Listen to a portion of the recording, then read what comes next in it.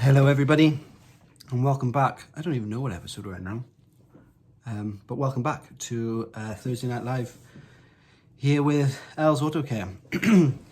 So there was something I wanted to mention to you, but I can't remember what it was. That's what it was. I have started considering merch. I am in talks with it. I made a little at some point just to test it, to see what it would look like and see how I felt with the overall image, but I don't know. If you've got any suggestions, let me know.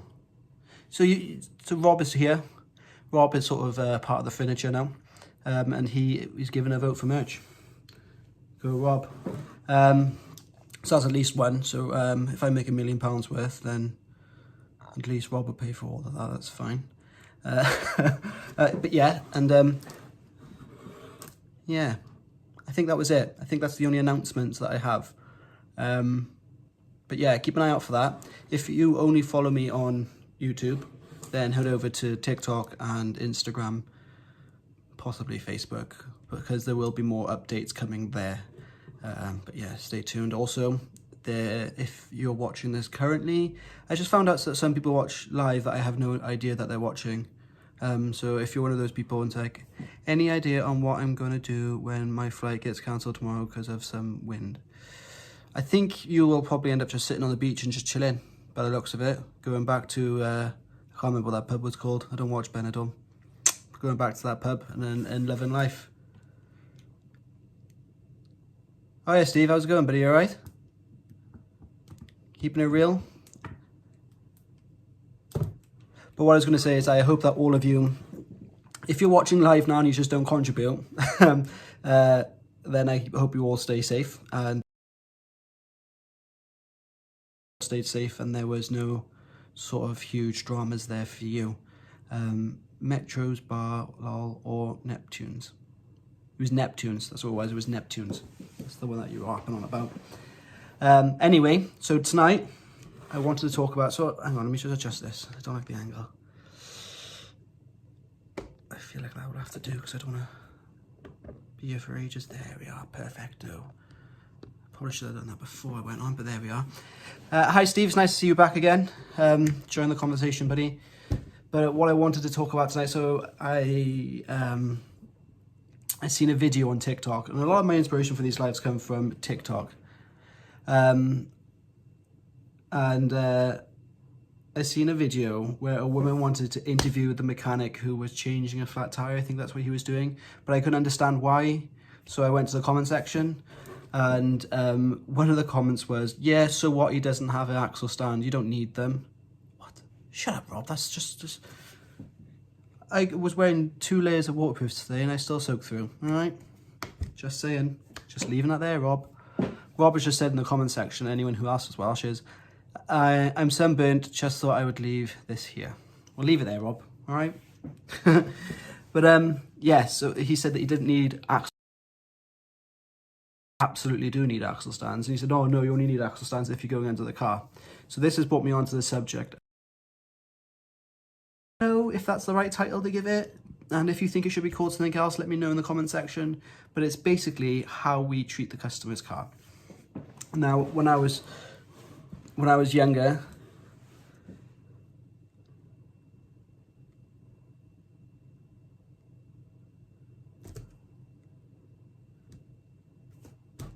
I'm not even reading that out. Rob just said I live in a swamp.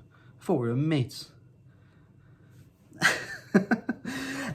Yeah, so it is essentially keeping care of the car. I was once told by a area manager of a shoe shop that your customer service begins in the home before you leave. Obviously, if you go to work smelling of BO or your hair, then the customer is going to affect. Now, Rob works in a main dealer, so he doesn't actually address customers all too often, bound by spanners and grumpiness. I can't imagine you speak to customers all too often, Rob. So you might think in that sort of setting, if you're just an apprentice or something who never sees a customer, that you don't have to worry about things like that. But But imagine you take your car for a service and it comes back smelling like the apprentice that touched it. Not going to be too pleased, do you? So it is sort of first that cleansiness. So sort of for me, to knock on a customer's door and speak to them face to face. Might take their car for a test drive when they're quite close proximity. If I didn't have a wash, then they're not going to enjoy that experience, are they? Master Tech Mate, it's my job to speak to customers and go out on road testing with them. Yeah, see, so Rob understands it here. If he got into that car with a customer and he was smelling of the narcotics that he took the night before, then they're not going to enjoy the experience and they're going to think badly on the garage. So yeah, so it starts off making sure you're fresh and clean. And I understand that this is a little bit of a far cry from Axel stance, but I am working my way there. I've tried to create almost a story in my head about how the first steps that you go through. So we've arrived at the garage clean clothes as well. Okay, we've got clean clothes on each morning, and we're there nice and clean and smelling fresh, ready to present ourselves to the customer. Or even just your colleagues, do you know what I mean? So yeah, I'm lost. So yeah, so you've arrived there clean. Now you're going to work on the customer's vehicle. So a lot of times with oils and greases and stuff, if it touches a paintwork and it sits there for too long, it can't etch its way in. As well as sort of brake fluid. It's not as bad as it used to, but it would eat away at the paint. It still does to a degree, not as bad as it used to be though. So yeah, so we need to make sure like we prepare the vehicle to be worked on. Have to go through to the extreme of wing guards or bonnet guards, although they are preferred if you can, but just be mindful of that thing. Always use seat covers and floor mats, always. I remember when I first started off, I didn't, and I ended up paying for a woman to have her car valeted because it was the tiniest little mark on her seat, but she wasn't happy about it, and as a business owner I have to make sure she was happy, so I ended up paying for her car to be valeted, which cost more than what I made on the job, but that was a lesson learned. So yeah, so you're clean, you're presented with this car that's going to get you dirty, so you want to safeguard the car from getting dirty. So we've got seat covers and floor mats, but also consider maybe shrink wrapping, depending on what you have. You can get steering wheel covers, or you can just wrap a bit of cling film around it. It's not cling film, it's shrink wrap, I think it's called. But you just wrap around the stop it from getting dirty. And I know a lot of mechanics will say, oh, just take your gloves off before you get in the car. But a lot of the times, like I've got high ones that come up to here on my gloves do, but I'll still get dust that comes down, and then with my sweaty hands, it almost turns into like, in my glove is the only way I can describe it. So I pull my glove off and I grab some of the steering wheel. That is going to go onto their steering wheel and cause it to be dirty. We wrap steering wheels and gear knobs. We also cover armrests and seat belts too. Oh, I didn't realise you can get. I've never seen a seat belt cover. Is that just a standard, like the ones that you'd put on anyway, like the foamed ones, or do you have disposable ones there at the main dealers?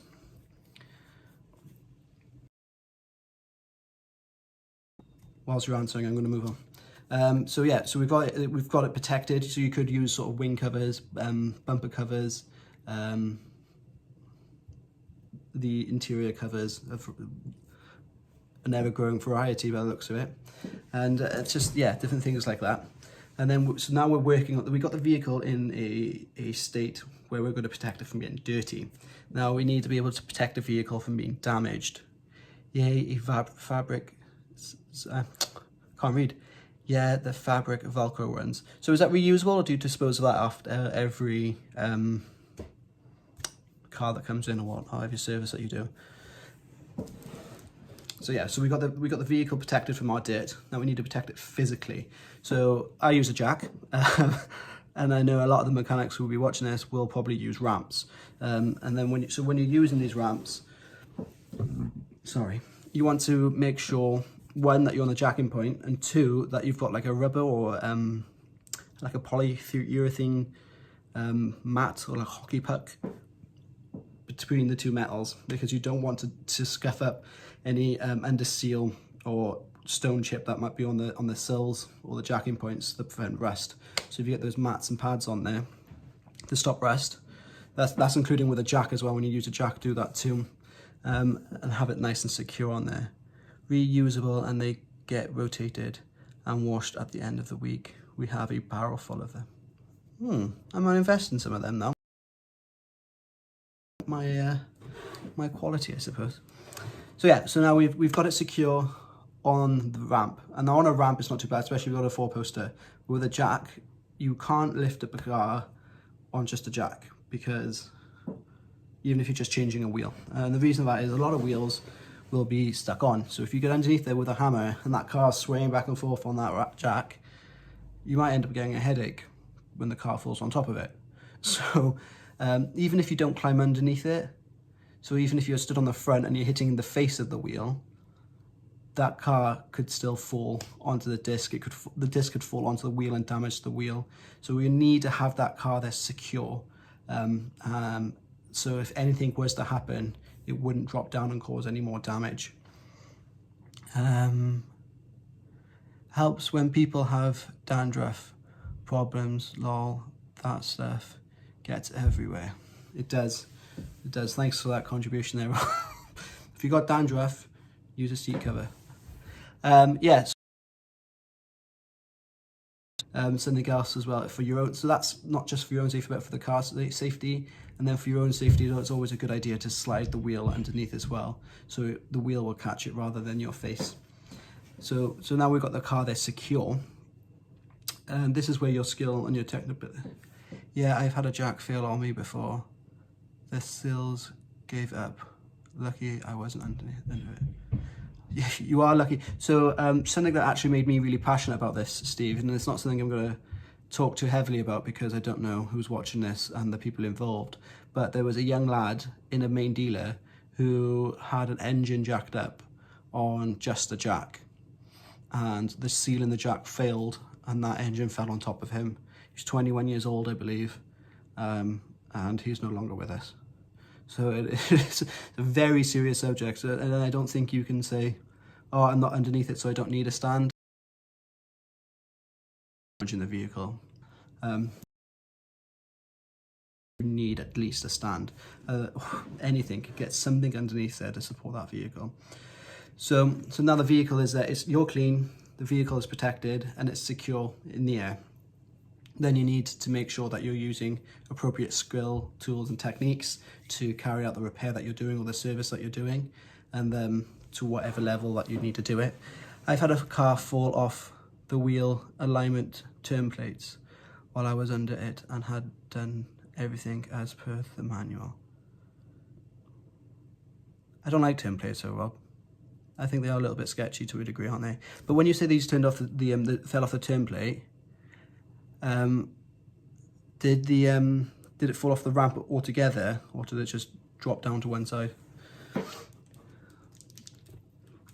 But anyway, yeah, so we're clean, the car's protected, we've got the car secure, and we're fulfilling the job that we've done to a high standard. And now by a high standard, I mean torque settings where appropriate, the correct grease, the correct, if you need to replace certain bolts, things like that.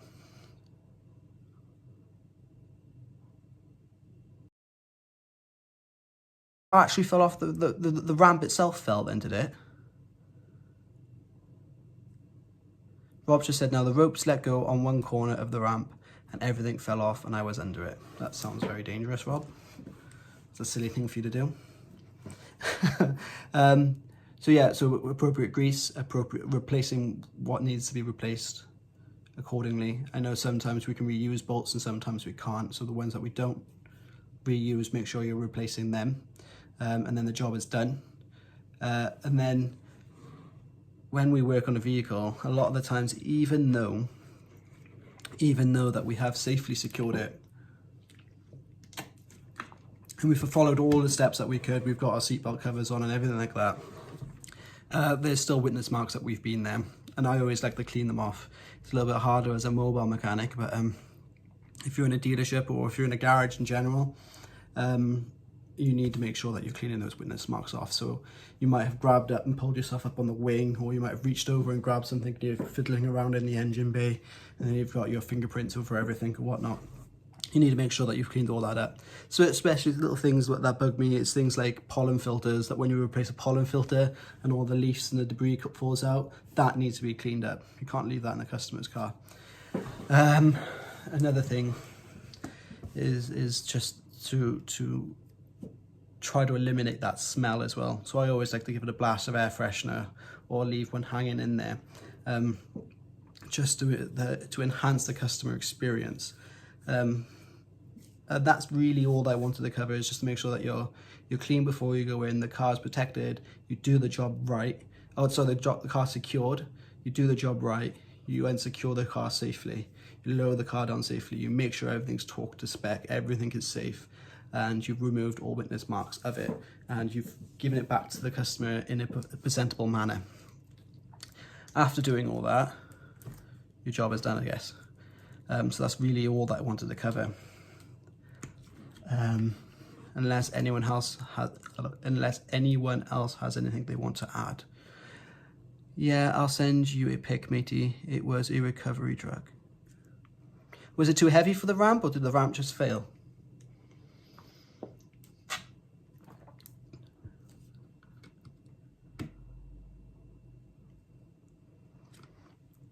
What's the time?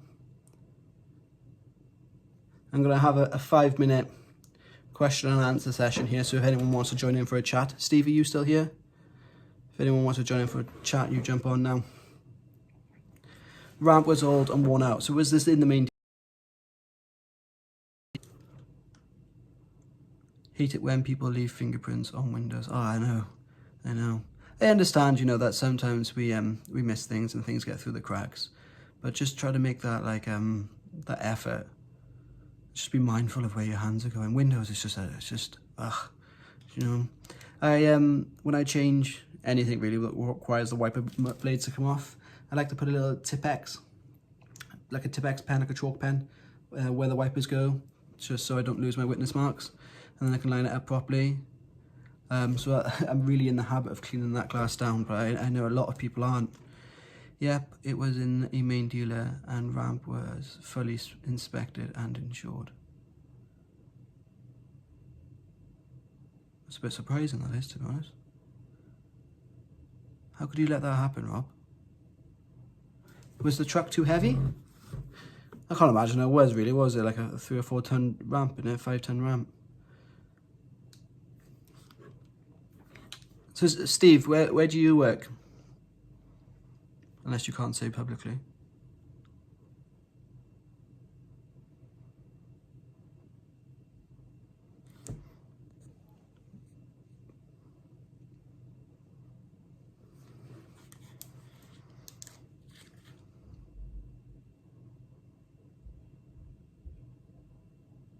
So did it just drop down slightly on one side, or did it all come down together? And were you laid on the floor underneath it? Oh, I just remember actually, yeah. Sorry, Steve, I did know that. And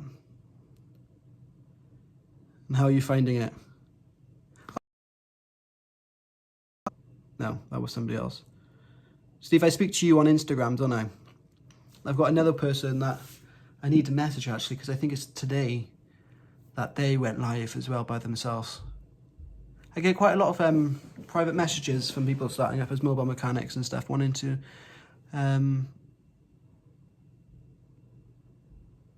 yeah, they message me quite often asking for advice and tips on how they can run theirs, or how they started there, what they need and things like that. Full ramp dropped, matey, and I heard it go and got out just in... Oh, so you weren't actually laid underneath it, like? You were just underneath it when it started to go, but then your flashlight skills got you out. These, if you've just seen this video behind me, you would have seen me using a pair of locking pliers to get these washers off, and they're on. I looked at it, on. And they are genuinely the worst pair of locking pliers I've ever owned. I got them quite cheap from, what's the shop called? Screwfix. I wouldn't recommend them. if it's a 4-poster, you could have laid in a little gap when you, and it would have given you a little bit of protection. But if one of those little, not little, where the wheels go, I don't know what it's technically called, the bed bit, yeah, you would probably be dead. Yeah.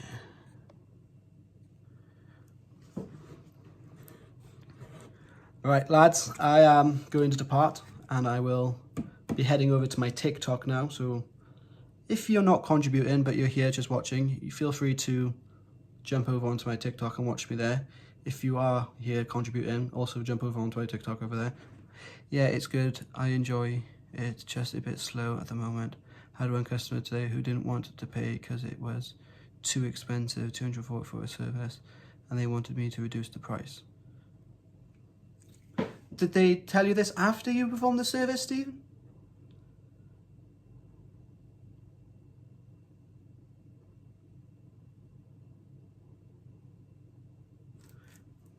Make sure you send me those pictures, Rob. I'm going to post them all over the internet and say, oh, this is what Rob does.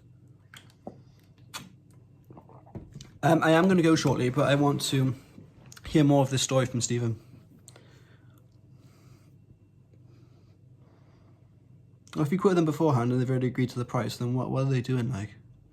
That's just rude and cheeky, that is. Did they pay you in the end? Like, did you do the job and then they argued over it? After agreeing to the 240. 240 is not bad, is that? I'm guessing that's a full service.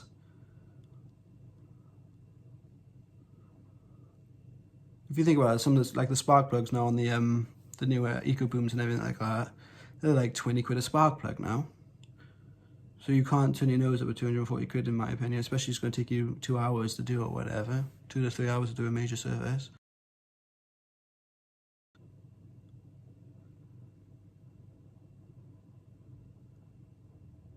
It's ridiculous, that is. Stephen, are you holding out on me, mate? The suspense is building.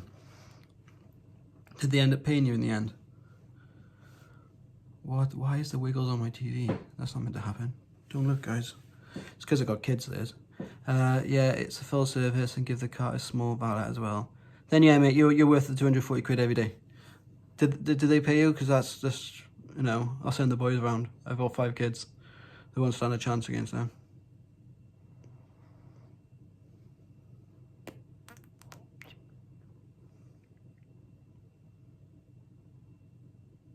Oh, banging.